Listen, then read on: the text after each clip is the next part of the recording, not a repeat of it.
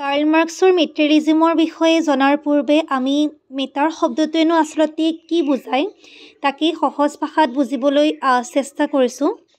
Matter শব্দটোক আমি অসমীয়াত পদাৰ্থ বুলিও ক'ব পাৰোঁ। এই পদাৰ্থসমূহৰ আটাইতকৈ উল্লেখযোগ্য বৈশিষ্ট্যটোৱেই হৈছে physical existence. It means matter occupy space and has মাছ।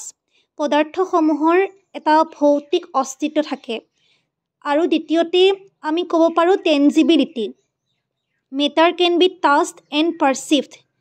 অসমীয়াত ক'বলৈ গ'লে পদাৰ্থসমূহৰ আন এটা উল্লেখযোগ্য বৈশিষ্ট্য হৈছে স্পৰ্শযোগ্যতা। অৰ্থাৎ পদাৰ্থক আমি স্পৰ্শ কৰিব পাৰোঁ আৰু ইয়াৰ সমান্তৰালভাৱে পদাৰ্থসমূহক আমি অনুভৱো কৰিব পাৰোঁ। তৃতীয়তে ক'বলৈ গ'লে আমি ক'ব পাৰোঁ measurability. Matter can be measured and quantified. অসমীয়াত ক'লে এনেদৰে ক'ব পাৰোঁ যে পদাৰ্থসমূহৰ আন এটা বৈশিষ্ট্য হৈছে মাপযোগ্যতা। পদাৰ্থসমূহক আমি পৰিমাপ কৰিব পাৰোঁ বা জোখ-মাখ কৰিব পাৰোঁ। চতুৰ্থতে divisibility. Matter can be divided into smaller parts. অৰ্থাৎ পদাৰ্থসমূহৰ বিভাজন ক্ষমতা আছে। পদাৰ্থসমূহক সৰু সৰু ভাগত আমি ভাগ কৰিব পাৰোঁ।